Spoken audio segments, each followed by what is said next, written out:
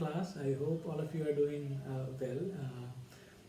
Last week I could not upload any videos because there was a difficulty in shifting places because of the COVID quarantining issue, and the issue actually still persists. I do not have any facility to record. Even now, I'm very sure that there will be noises coming, and I have a feeling that people might enter also where at which point I may have to stop recording. So I'm just hoping that this works out, because the general English exams are happening tomorrow in the morning. I may not be able to come live also because we need to be there to conduct those online. So I'm trying to do a video here. I hope this works out. I need your support also, even if there are slight errors or the noise is happening around. Just cooperate, because this is the best possible way in which I can do it presently. So I want you also to cooperate. Thank you. You have been very supportive and positive all this while. Please continue the same support. So from poetry, we are moving on to theatre. I did give you an article to read, and I also shared a lecture about theatre with you. So I want you to think of what you understood about theatre from all those things that you have read or watched.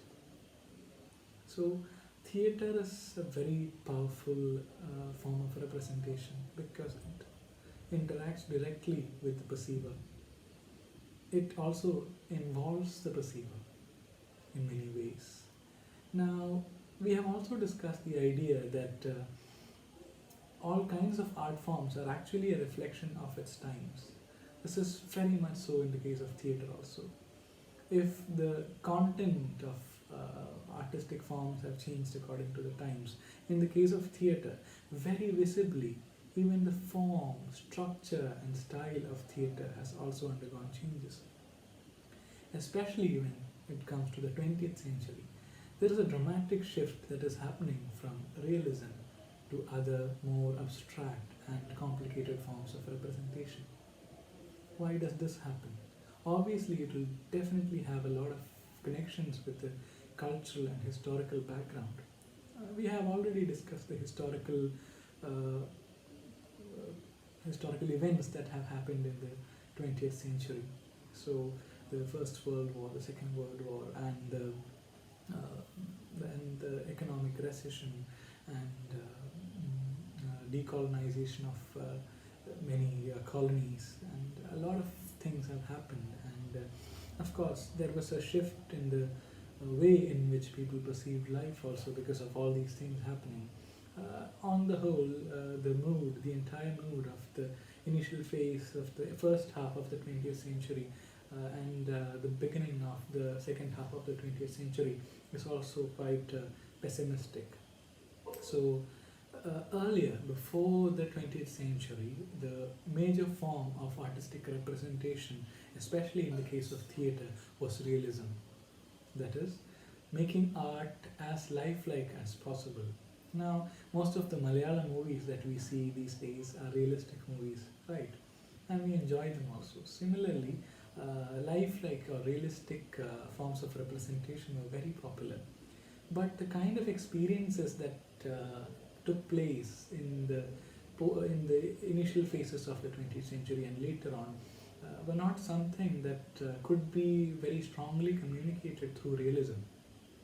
So we see many art forms coming up, or artistic movements coming up, like expressionism or absurd or the kitchen sink drama, or even the philosophies like existentialism coming in and that influencing theatre.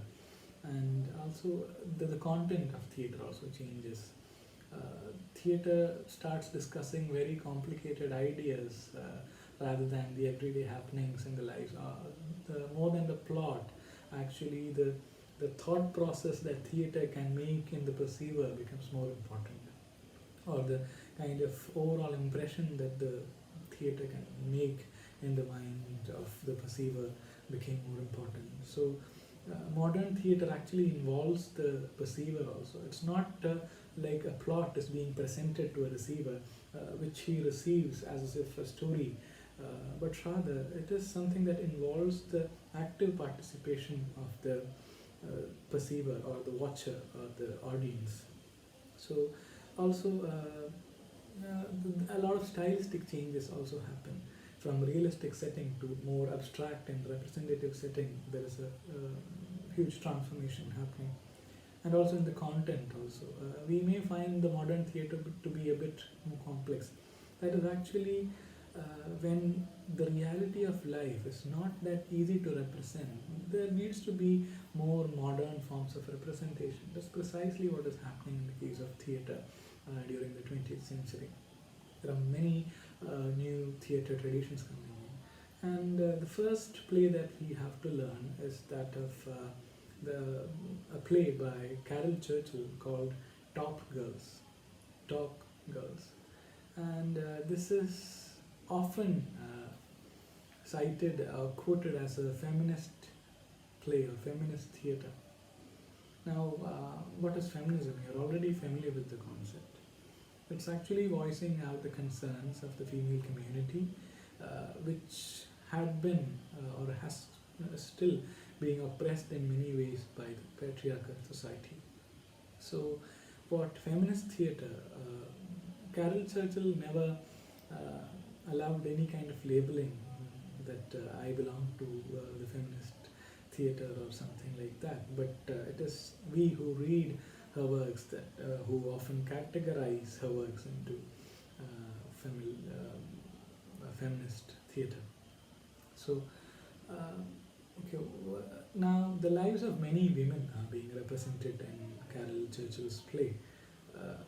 Not just contemporary female life, but rather also it is associated with historical characters also. Now, this can seem very surreal actually, in the sense many historical characters coming into conversation with characters from the contemporary life in where the play is being set. That is, historically the treatment of women or the understanding of female roles have changed. So what Caryl Churchill is trying to bring together is actually a conglomeration of the female psyche throughout these times, or the coming together of how the female identity was perceived earlier and how it is being depicted now, and how there is a possibility of redefining female identity through artistic representation. All these kinds of ideas get discussed in this play. Now, this is not a very traditional play where people come together and do things, but there are many complicated elements like characters from history coming together and them describing the kind of oppression that they had to undergo because they were women. And we also encounter contemporary women who have experiences that are closer to our experiences and how they define lives. And also there is a conflict between the capitalist mode of growth and the humanistic mode of growth. That is, what actually is progress or development in the case of a woman? Is it attaining the same capitalist or prosperity that menfolk can attain? Is that the kind of progress that can be claimed? Or is it attaining a certain kinds of values or emotions that enrich their lives? Is that progress? All these kinds of questions come together in this play. So what I want you to do is find a copy of the play on the internet and start reading the play. And when you read the play, do think of all these ideas. And it's going to be a lengthy play, of course, which we should be reading, because it's only when we read the play that we will get the spirit of the play. I will also be reading along with you so that we can have an active discussion. So I hope that you have gone through the material that I had given in the previous week. So with the help of all that and with the help of all these ideas that I have tried to communicate right now, we will delve into the play from the next class. So I'll see you in the next class. Thank you for cooperating.